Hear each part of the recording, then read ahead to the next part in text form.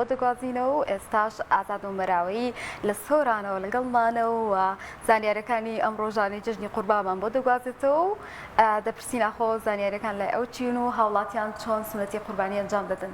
ئازاد سڵاو لێ بێت و ئەم کاتت باش.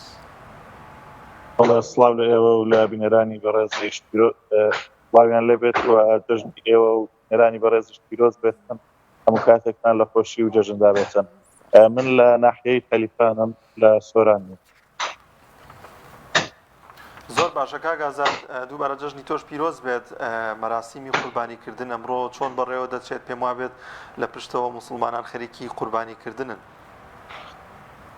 بەڵێ دیارە زیندووکردنەوەی سونەتی قوربانی لە دەبەرەکە بەردەوامی هەیە. لە دوێنێوە هاوڵاتیان بە گەرم و گوڕی لە جژنی قوربانی پیرۆزە سونەتی قوربانی، سونەتی گەورەی باپیرە گەورەمان ئیبراهیم پێغەمبەر سەلامی خوای لەسەر بێ زیندوو ئەکەنەوە.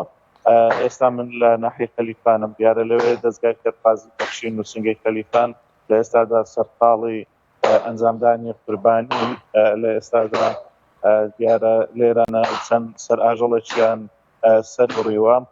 ئەوە گۆشتەکەی سەرقاڵی ئەوەن کەوا پیچێشن وە دواتر بەسەر هەژاران و کەم دەراماتان لە ناحیەی خەلیفان دابەشی بکەن. من کاک یاسین بەرپرسی نووسنگەی خەلیفان وەرەگرم. کاک یاسین سڵاوت لێ بێتن، ئەگەر بۆمان باس دەچۆنێتی بەڕێوە چوونی پرۆسەی قوربانیکردن بکەی لە ناحیەی خەلیفان وەکو دەستگای بەخشین سەر ئاژەڵتان کردوتە قوربانی ئەمڕۆ.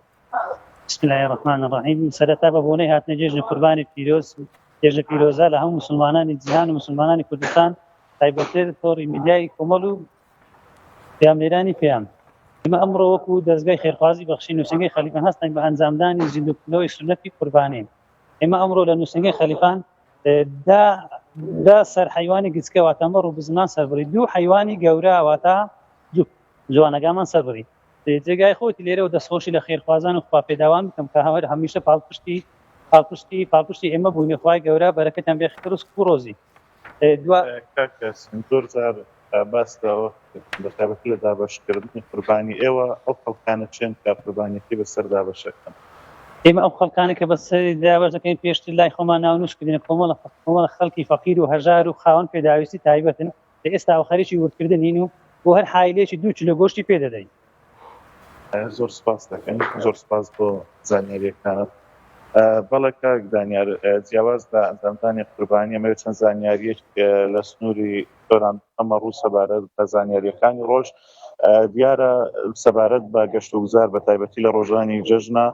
گەشت و گوزار هاوڵاتیەکی زۆر ڕوو لە دەبەری سۆرانەکەن بە هەر چوار قەزاقەیەوە بە حکمەوەی کە ناوچەیەکی پێنکە گەشتیاران زیاتر لە ناوەخۆی هەرێمی کوردستان و لە خوار و ناوەڕاستی عێراق دێنە ئەم ناوچەیە و ڕۆژانی جەژنیان لەم ناوچەیە بەسەرەبن. بەپێی ئەو ئامارانەی ئێمە لە گەشت و گوزاری سۆران وەرمانگرتووە دوێنێ 15,000 گەشتیار هاتوۆتە دەبەری سۆران، بەڵام دیارە زۆربەی و گەشتیارانی کە هاتوون دوێنێ گەشتیاری عەرەب بوون لە خوار و ناوەڕاستی عێراقەوە هاتوونەتە ئەم ناوچەیە. پێشبینی ئەکرێتن ژمارەی گەشتیار بەرەو بەرزبوونەوە بڕواتن لە ئەمڕۆ ڕۆژانی داهاتوو بەپێی ئەو ئامارانەی ئەو زانیاریانەی ئێمە لە گەشت و گوزاری سۆران وەرمانگرتووە. ئەوان پێشبینی ئەوەکەن ئەمڕۆ بۆ 25,000 گەشتیار بەرز ببێتەوە.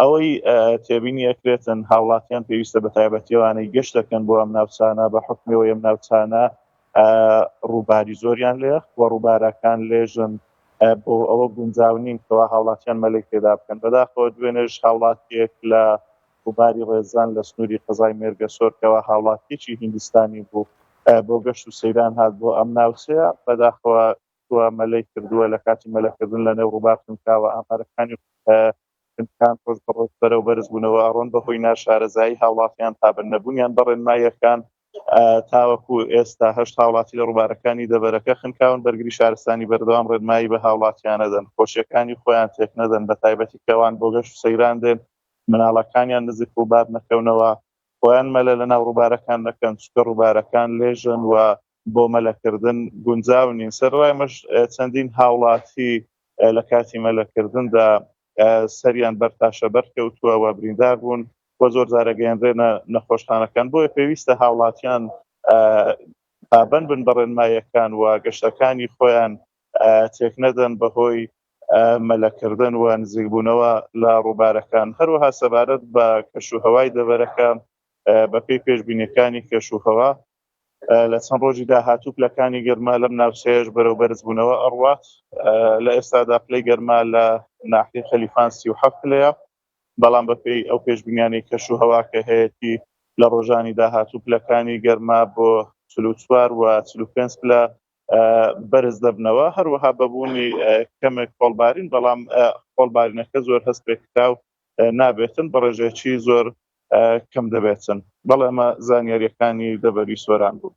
سپاس بۆ پێامێرمان کاک ئازاد و مەراوایی لە سۆرانەوە لەگەڵمان نبوو سپاس بۆ زانیاریەکانت دەچمە پارێزگای هەڵەبجە هاوکارمان سامان فەتا هاوکار سامان سڵاوی خوا لێبێت